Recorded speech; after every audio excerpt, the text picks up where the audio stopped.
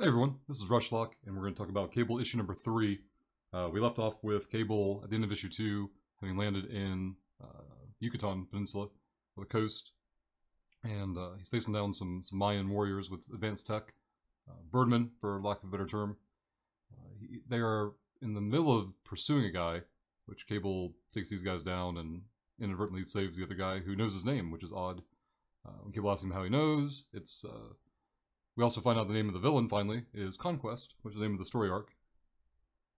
Apparently he told these people that Cable would be coming, like he did in the last two time scenarios, and for whatever reason, this guy has decided not to assist Conquest, but his people did, so they were rewarded, and he's been kind of shunned and hunted ever since. And it's this issue that makes me realize this series has been missing so far in dialogue. Up until this point, Cable hasn't really had any friendly allies or anyone to interact with. It's just been, a bad guy here and a bad guy there to interrogate, and a couple of fights, and that's really been the whole totality of the text so far. So in this issue, he goes back to this guy's headquarters, and he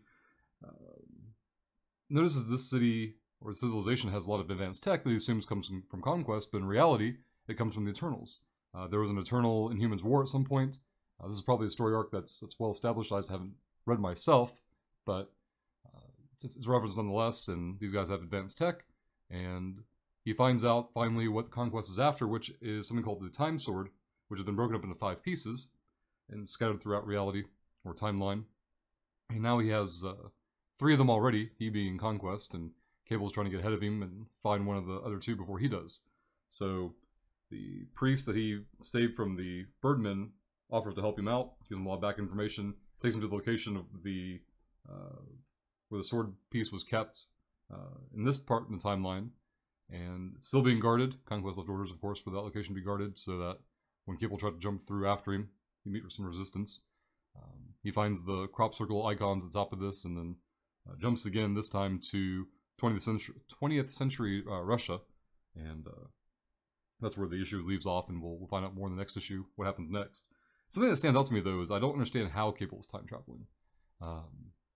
I know it's kind of just something Cable's always, interacted with.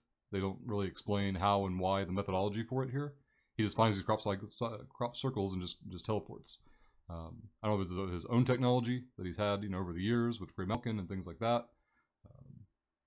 Again, they don't really cover it.